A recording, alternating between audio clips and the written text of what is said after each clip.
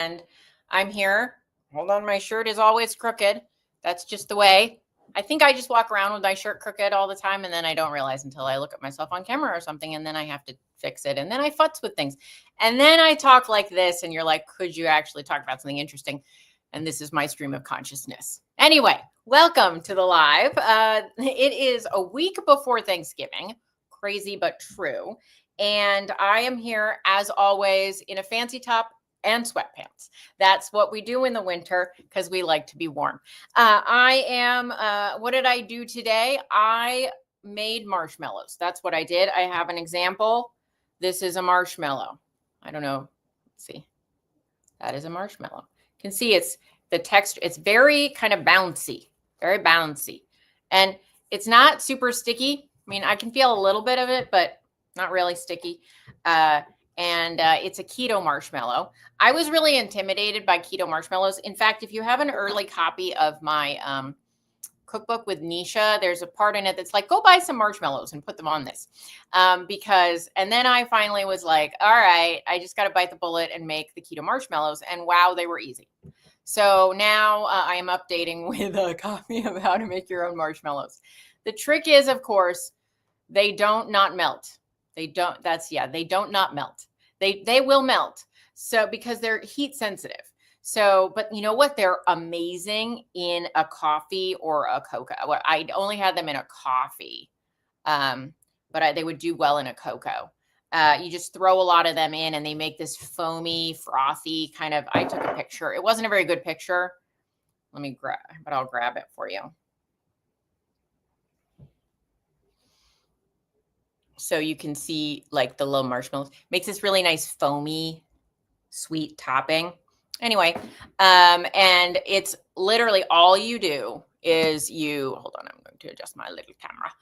All you do is you put some gelatin with some water, and then you put it in the bowl of your mixer and you mix it together. Just mix it by hand together with the water. And then you let that sit while you cook a bunch of allulose, about 2 cups. I've tried different amounts. They all seem to work, but about 2 cups of allulose. You can do as little as 1.5 cups and as much as 3 cups, just they'll be more sweet. And just cook that until it comes to a full raging boil for about 2 minutes. And then you pour that over the gelatin in the mixer, turn the mixer on, and just slowly ramp it up because it's scaldingly hot. So don't burn yourself. But turn it up until you get to full speed, and then run it for 12-ish minutes until it's glossy and looks like marshmallow fluff, and it'll hold stiff peaks, and then you're done. You just have to put it in a pan to mold, let it set overnight, and then cut it up, and you have marshmallows. Exciting. This one is actually mint flavored, not that we don't have smell-o-vision. I made some with a little bit of brown sugar allulose, and those made like brown sugar mushrooms, which were delicious. They're brownish, so they're not as kind of snowy looking as these, but this, I just put a little mint extract in it. And so hey, I'm all about marshmallows now. And the entire batch of 9 by 13 marshmallows have 70 calories.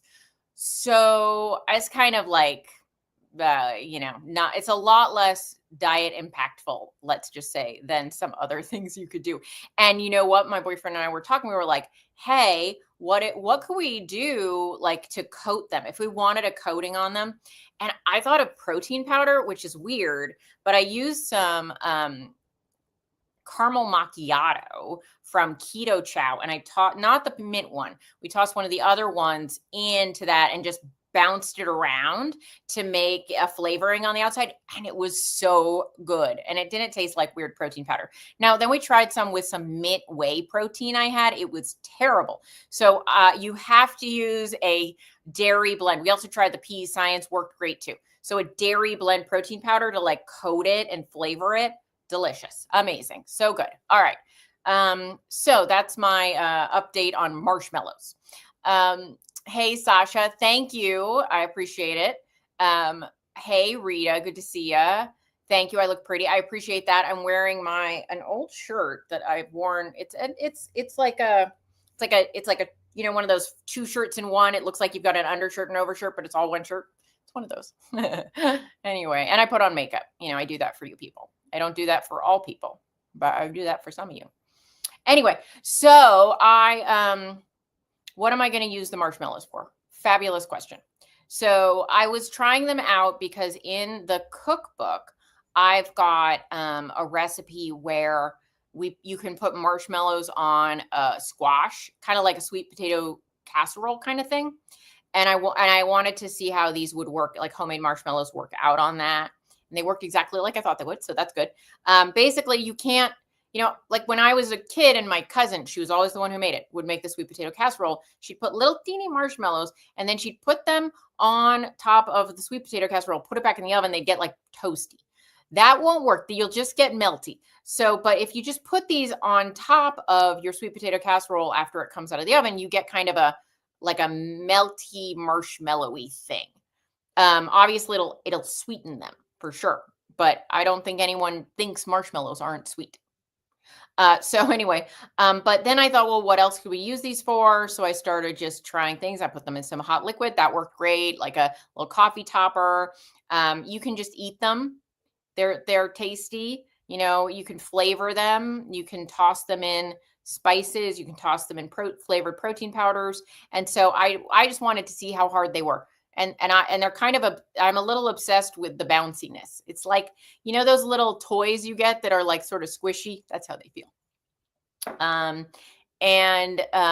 So that's kind of it. And I thought, well, this isn't hard. Now, obviously, I think if you don't have a stand mixer, my understanding is you can make them with a hand mixer, but I would say only if you have people over, because like everything with a hand mixer takes a little bit longer than a stand mixer. So that means you might be doing this for 20 minutes. And that is a lot of arm strength that's required. So I would say it's possible, but it would no longer fall in the category I have put them in of easy, right? So easy, no. So yeah, that's where we are with the marshmallows. So super easy if you have a stand mixer. Not so easy unless you have children who are willing to, you know, do this for hours. I'm exaggerating with the hours, but you know what I mean. So yeah, that's what I was doing today. Finishing some stuff up with some, you know, things. And everything takes more time than you think it will. And you can only really take pictures of things in the morning because the light is no good in the afternoon. Everything looks super shady. So, and you know, sometimes things are shady. Anyway, I hope everyone is doing great. I hope everyone has life situated for their plans for Thanksgiving. I hope everyone who doesn't yet have a copy of my cookbook with Nisha Berry is getting one on the order. And so, yeah, that's available at Amazon. It's called Our Keto Holidays, and I can see it over there, but it is not within my reach. So I will put up another link after the live. I'll put a link up in the notes. Hey, everybody. Also, if you haven't liked the stream yet, if you could thumbs up, like it, do something nice, that would be awesome. Get other people to start watching with us. And am I doing another cookbook? Well, yes, I will be doing another cookbook in the near future, but mostly I was starting on the marshmallows to have kind of an addendum to the original cookbook, so that I could tell people how to make their own marshmallows instead of just saying go buy some. And but I'll put that out on the internet, so even if somebody already owns the cookbook, they can add it to the cookbook, and they won't be not getting something that future buyers will get. So I'll just put it up as a page so people can print it and put it in the back of their book. So, but once you've made marshmallows, I don't even know you need to reference the recipe again. It's pretty simple. And I thought, oh, I'll make it with a lot of allulose. And then I made it with less allulose, and I can barely tell the difference, except it's a little less sweet. And so if you're, given that there's not much in there but sweetener and some gelatin and water, obviously there would be a point at which there isn't enough sweetener to proceed. But yeah. Anyway, So yeah, it works with allulose. You can't really do it with erythritol because erythritol crystallizes when it cools. So you have to use something like an allulose. So if you can't do allulose, I don't know. I mean you'd get a marshmallow if you used erythritol, but it would be a little crunchy, which that doesn't sound appealing. Anyway, so what else is up? Let me think. Well, I bought a new pair of jeans, so those are coming in the mail. So hopefully they fit, and I'm excited about them. And they're like, I'm into the like kind of 1970s vibe recently. Not the like bell bottom, but like the wide leg vibe with the high waist. Anyway, kind of into that vibe. I'm definitely a high waist girl. Like I am very short waisted. Like my upper body is a short person and my lower body is a tall person, and together they make a moderately tall person. So I like the high waisted because it suits my anatomy. Because if I have a low waisted one, they fall somewhere in the middle of my booty, and then that doesn't work out so well.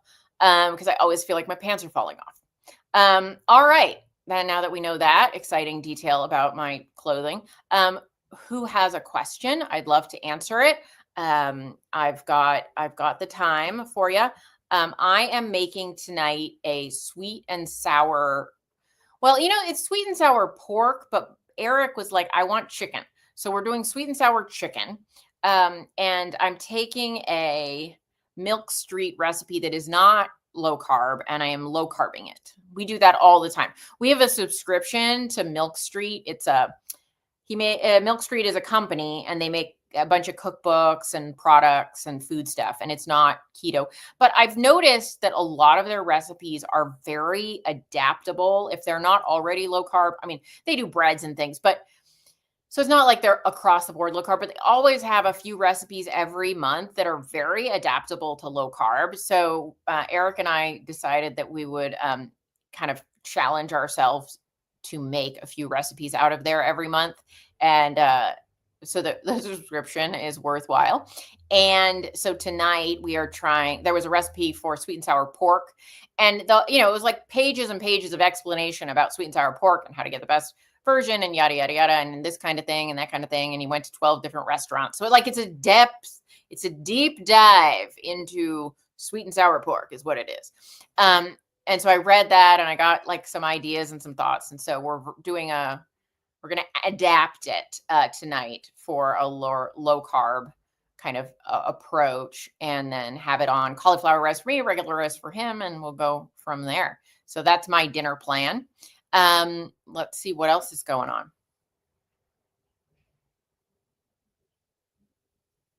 I don't know. My living room behind me is a bit of a mess because I was taking pictures today and I haven't cleaned up yet. So there's like ribbon and napkins and things. So that's fun. Yeah. Do I use the no sugar barbecue sauce from G Hughes? Yes, I have used that. I like it very much. It's a little sweet, but I like it. Kind of there's another one that I can't remember. It's also a no sugar one that I get sometimes. I can't remember. But I like the G Hughes very much. Like I said, a little sweet, but I like it. And then I use a lot of G Hughes products, actually. They have what is it called? Sweet chili sauce. And I'm a total wimp, so it's too spicy for me. But it's like, if you ever had Thai food where there were like the, dipping sauce that you dip the like wrap, the kind of, what are they called? They're not egg rolls. But they're a roll. The spring rolls, you would dip them in at a Thai place, not Chinese, but a Thai place. And they're like rice pepper wrapped in that chili sauce. And G Hughes makes a sugar-free version of that. And it's really good. It's a little spicy for me, but what it's great for is to add to other ingredients. So if I'm making a sauce, I'll put a little bit of that in it, mix it with some soy sauce, mix it with some tamari, mix it with some teriyaki sauce. I also use the G Hughes teriyaki sauce, and it gives it a little kick and a little sweetness, which is really nice, but it's not, but if somebody likes spicy things, and somebody's going to laugh at me for thinking that sauce is even spicy, but it's chili, it's sweet chili, so that's a really good sauce. I can't find that in the store. I order it on Amazon, and then I like their barbecue sauce, teriyaki sauce. I guess those are the main ones that I use from G. Hughes. I'm very fond of some of their sauces. I am a big sauce girl. We have got a door full of sauce and even more inside the fridge. So we are very into the sauces. So some of my like use all the time stuff. I use G. Hughes barbecue and the sweet chili and their teriyaki sauce. I use Heinz sugar-free ketchup. I know it has sucralose, but I like it. I'll use others. I don't like the G. Hughes ketchup. It does not taste like ketchup to me. Anyway, I use thinking of what's in the door of my fridge. I have vinegar, like flavored vinegars. I have homemade mayo that I make now and again. I have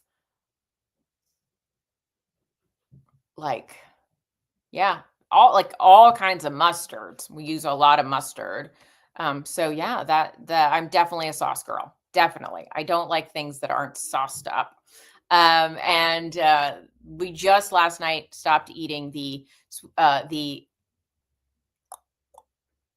green bean casserole that we made. I kept trying to say sweet potato. That's not the right one. Green bean casserole that I made from the holiday cookbook because I wanted to double check that I made it right, and I did. So I made that, and there's only 2 of you eating it. Takes a while.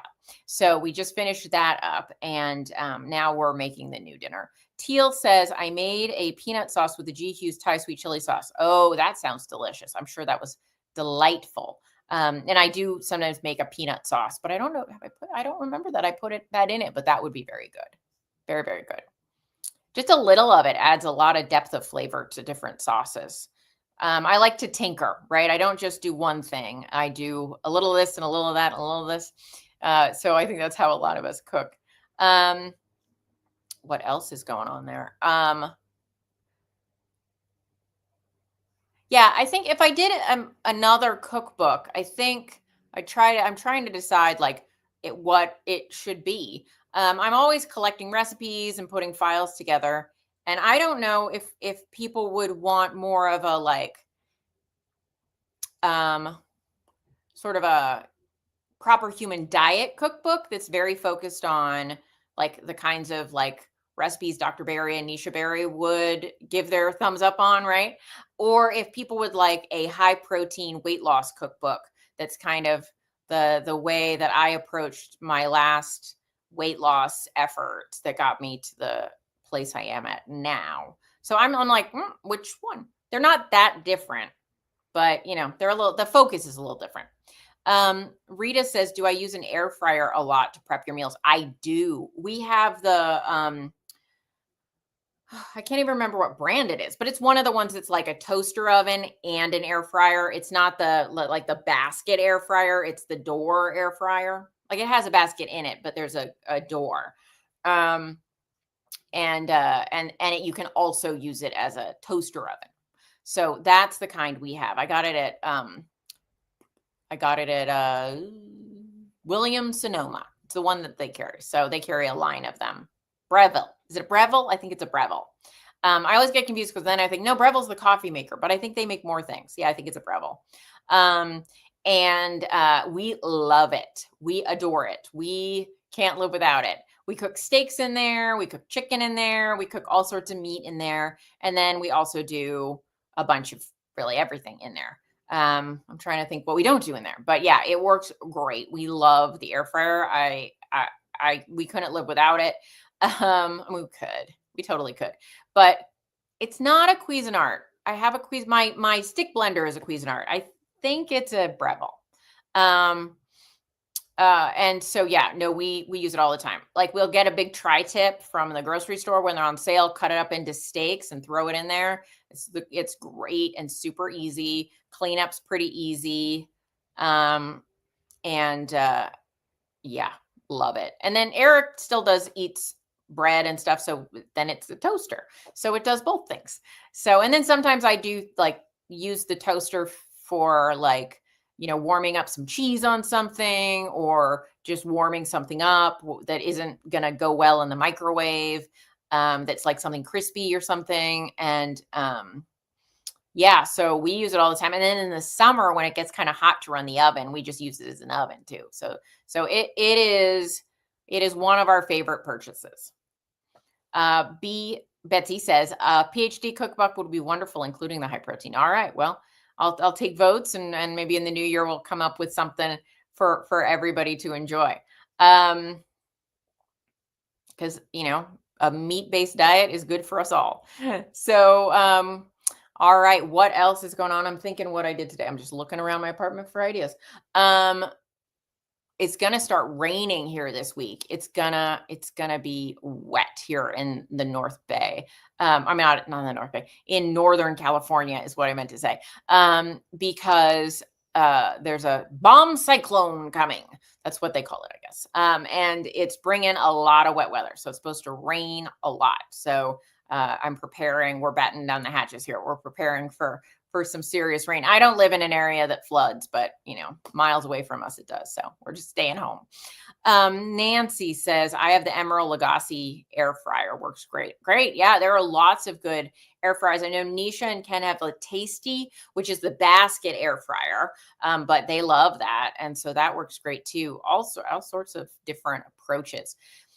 I think we like the one with the door because we don't do a lot of soup. The problem with the door ones is that the basket is over the coils of the heater. And so if you do many drippy things, then you run the risk of dripping onto the coils, which is fine, but then you get smells, right? Because, if it's a fat, you're going to get that kind of permeating smell, the burnt smell. And so that's something we like to avoid as much as possible. So I think, but the way we arrange it in the basket, so it's between, we're like, okay, put that in the center. So you do have to think about that. And I think in the basket kinds, you don't have to think about that as much. There's a layer of protection that's not there in the door one, but we like the dual function of it. Betsy loves her Tasty air fryer. Good. Nancy says, I would love a high protein cookbook that includes high protein cookies and desserts. Well, yeah, I do have a lot of those recipes too. So, we'll put it together. Sometimes it's hard to marry, right? Because the higher protein desserts and cookies and bars are a little bit not as, it's not that they're out of the PhD realm, but they're not like the main part of the PhD realm. So, trying to bridge all the gaps. I don't use an indoor grill. I do not. That is one too many things. So no. I had a grill pan for a while. One of those that has the ridges. It was fine, but it would we'd make it too hot, and then it seemed like it was wearing. And we're like, I don't know if this is safe. And so yeah, so we got rid of that. Mostly right now we're happy with the air fryer, but maybe one day we'll get an indoor grill too. All right. Yeah. So next week is going to be the week of Thanksgiving. I'll be around. So if people have cooking questions about recipes, I'll definitely be here for those. Weight loss plans through the holidays. Bev says, what is your opinion on using 1 to 3 drops of liquid sucralose as an occasional sweetener? I am not anti-sucralose. I'm okay with it. But I would always say, check in with how your body responds to things. So I can know about things from a global, average person perspective, right? So when you look at studies, they're looking at hundreds or thousands of people.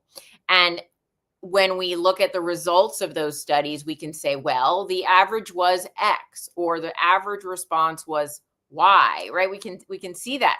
But I don't know what happens to Bev, right? There's the only study of Bev is Bev. And so what I usually say is, in general, these ingredients might be fine, but see how your body responds to them. See how you feel when you eat them. And if you feel good and they seem to make your life work and they don't seem to make you hungrier and you're seeing the results in your health you want to see, I generally don't find problems with including ingredients like that. Now, if we know on a large scale, they result in bad outcomes, well, then you can stop there and say, well, I'm going to guess that if most people respond poorly to something, I'm going to respond poorly to it, and I don't want it either.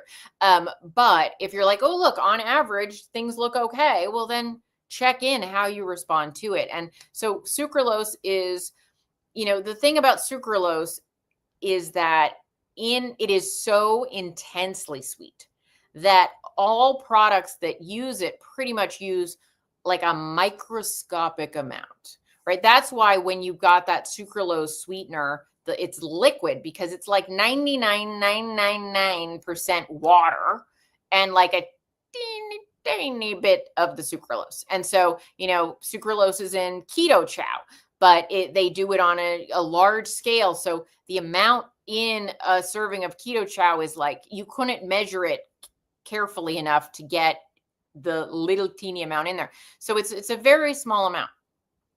Does that mean that just because something's in a small amount, it's safe? No, but sucralose is actually fairly well studied. And it's in like every single protein powder, almost. Not every.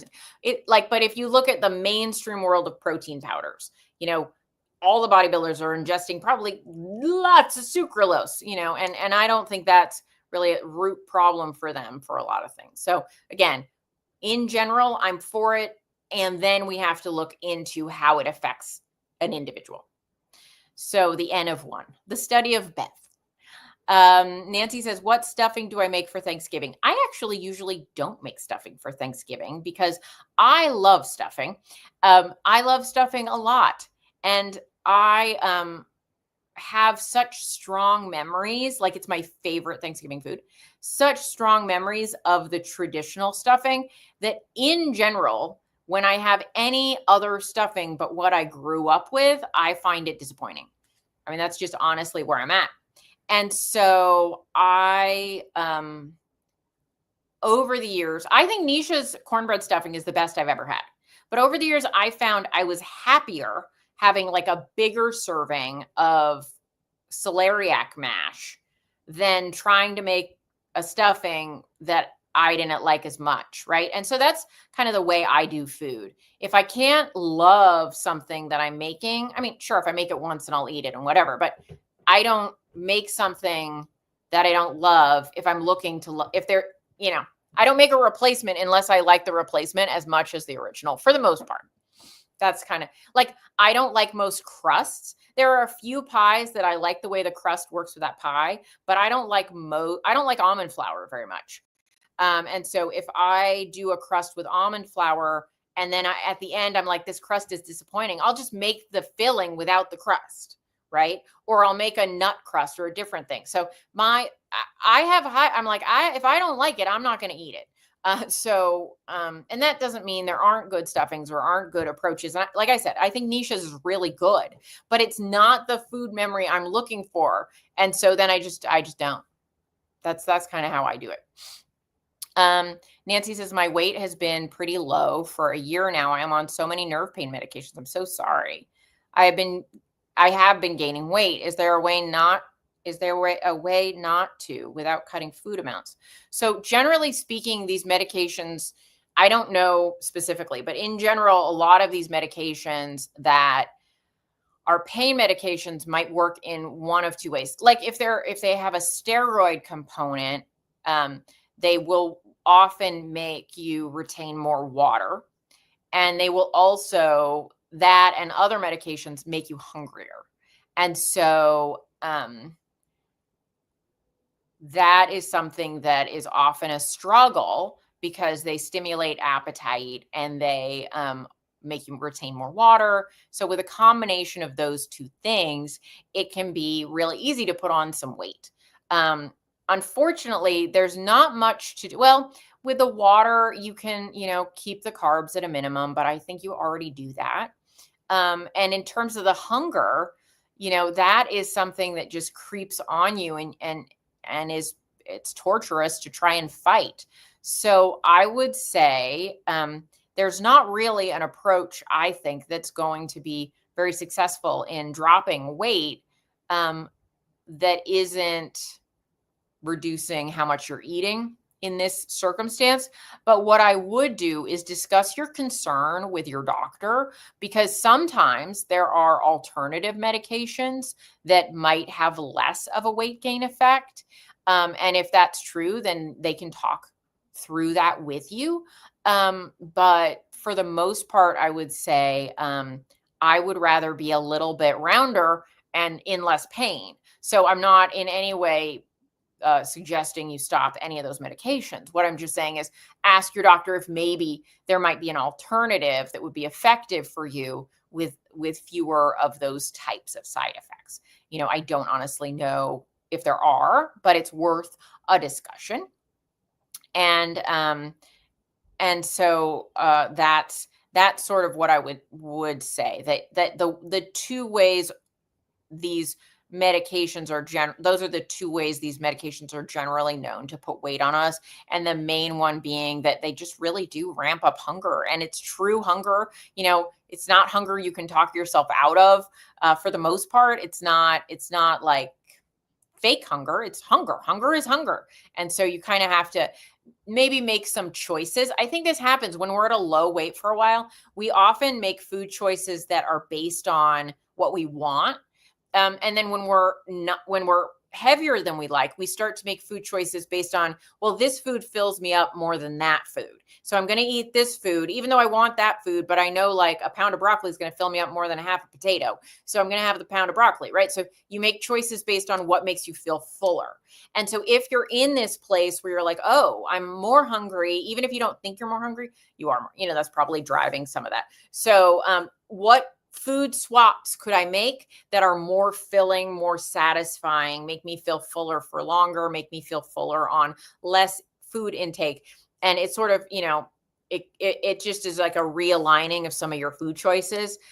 Because for me, I know there are certain types of meals that make me feel fuller than other types of meals. And so if I concentrate on the ones that make me feel fuller, those are often better for weight management.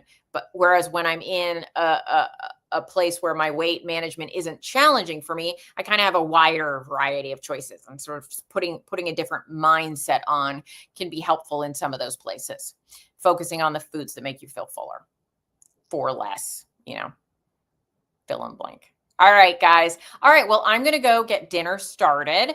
And I hope all of you have a fabulous week. And I will see you again next week with another live from me. Invite your friends, tell other people, share and like, and tell people that I do this. And I'm happy to talk about anything people want to talk about. And there we go. So, yeah. Oh, I see Nancy. Plus, I have terrible tremors, and my neurosurgeon wants me to drink some wine to see if it helps reduce my tremors. It makes you crave more wine and more carbs. Yeah. So I would go back to them and say, are there alternatives that might not affect me in that way? And then I would also say, like, at the end of the day, gaining a few pounds isn't the worst thing that could happen to people. If they help you feel better, help you, if the things that you have to do to feel better, to not have the tremors, to function better, put on 5 or 10 pounds, maybe that's an okay trade-off. And that's something. Thin isn't the ultimate way to, thin isn't the ultimate. Healthy is the ultimate. And for some of us, the balance of what it takes for us to be healthy might not make us a bikini model. And that's okay. That's okay. All right, guys, I will talk to you next week. All right, bye-bye.